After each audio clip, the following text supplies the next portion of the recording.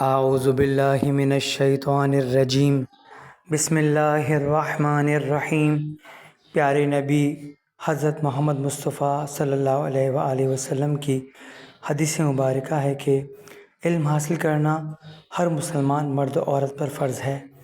اس حدیث کو جناب اعجاز رحمانی صاحب نے ان 4 مصروں کی صورت میں پیش کیا ہے۔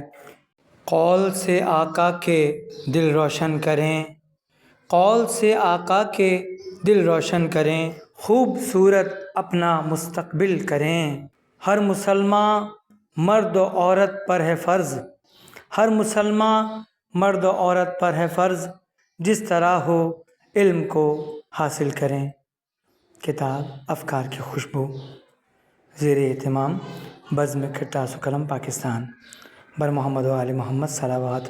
اللہم صلی علی محمد و آل محمد وعجل فرجہم۔ بہت بہت شکریہ۔